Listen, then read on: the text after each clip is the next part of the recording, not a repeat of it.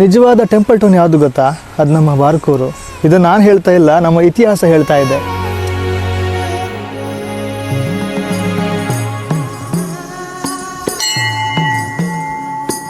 ನಮ್ಮ ಬಾರ್ಕೂರು ಸೀಮೆಯಲ್ಲಿ 365 ದೇವಾಲಯಗಳಿತ್ತು. ಅಂದರೆ ಪ್ರತಿದಿನ ಒಂದೊಂದು ದೇವಾಲಯಗಳ ಜಾತ್ರೆ ಆಗುವ ರೀತಿಯಲ್ಲಿ ಆಳು ಪೊದರೆಗಳು ನಮ್ಮ ಇಲ್ಲಿನ ದೇವಾಲಯಗಳನ್ನು ಕನ್ಸ್ಟ್ರಕ್ಷನ್ ಮಾಡಿದ್ದಾರೆ ಅನ್ನುವಂಥದ್ದು ವಿಶೇಷ.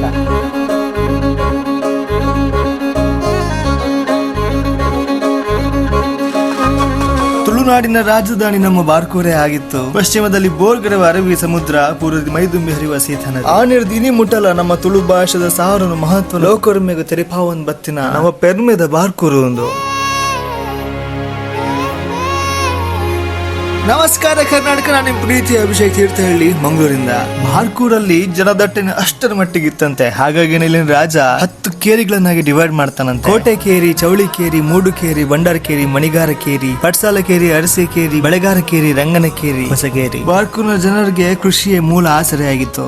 ಒಂದೊಂದು ಕೇರಿಗಳಿಗೆ ಒಂದೊಂದು ಕೆರೆಯನ್ನು ಕೂಡ ನಿರ್ಮಿಸಿದ್ರು. ಆಗಿನ ಕಾಲದಲ್ಲಿ ವ್ಯಾಪಾರಕ್ಕಾಗಿ ಬಂದವರೆಷ್ಟು, ರಾಜ್ಯಾಡಳಿತ ಮಾಡಿದವರೆಷ್ಟು. ತುಳುನಾಡಿನ ಹಂಪಿ ನಮ್ಮ ಬಾರ್ಕೂರಾಗಿತ್ತು. ಇಲ್ಲಿನ ಕೆತ್ತನೆಗಳು, ಕಂಬಗಳು, ದೇವಾಲಯಗಳು ಗತಕಾಲದ ವೈಭವವನ್ನ ಇಂದಿಗೂ ಹೇಳ್ತಾ ಇದೆ. ಇನ್ನೊಂದು ಕಡೆ ಅಲ್ಲಲ್ಲಿ ಬಿದ್ದಿರುವ ಕಂಬಗಳು, ಓದ್ಲಿಕ್ಕೆ ಆಗದಿರುವಂತಹ ಶಾಸನಗಳು, ಮಣ್ಣಲ್ಲಿ ಮುಚ್ಚಿ ಹೋಗಿರುವಂತಹ ಕೋಟೆಗಳು, ಇನ್ನು ನನಗೆ ಮುಂದೆ ಯಾರು ಅನ್ನುವಂತಹ ಘೋರ್ಘರಿವ ನಾದವನ್ನು ಕೂಡ ಹೇಳ್ತಾ ಇದೆ. ನಮಸ್ಕಾರ ಕರ್ನಾಟಕ.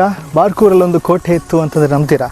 ತುಳುನಾಡ ರಾಜಧಾನಿಯಾಗಿ ಮೆರೆದಿದ್ದಂತಹ ನಮ್ಮ ಬಾರ್ಕೂರಲ್ಲಿ ಕೋಟೆಯ ಕುರುಹು ಇದೆ. ಹೌದು, ಕೋಟೆ ಏನು ಇದೆ, ಆದ್ರೆ ಅದನ್ನ ನೋಡುವ ಸ್ಥಿತಿಯಲ್ಲಿ ಇಲ್ಲ. ಇದು ಮೊದಲು ರಾಜನ ಅರಮನೆಯಾಗಿತ್ತು. ಕಲ್ಲು ಚಪ್ಪರ, ಕೋಟೆ ಚಪ್ಪರ ಎಲ್ಲವೂ ಬಿದ್ದು ಹೋಗಿದೆ. ಕೆಲವು ವರ್ಷಗಳ ಹಿಂದೆ ನಡೆದ ಆಳು ಉತ್ಸವದಲ್ಲಿ ಕಂಡ ಬಾರ್ಕೂರು ಕೋಟೆಗೂ ಹಾಗೂ ಇವತ್ತು ಕಾಣ್ತಿರೋ ಬಾರ್ಕೂರು ಕೋಟೆಗೂ ತುಂಬಾನೇ ಡಿಫ್ರೆನ್ಸ್ ಇದೆ.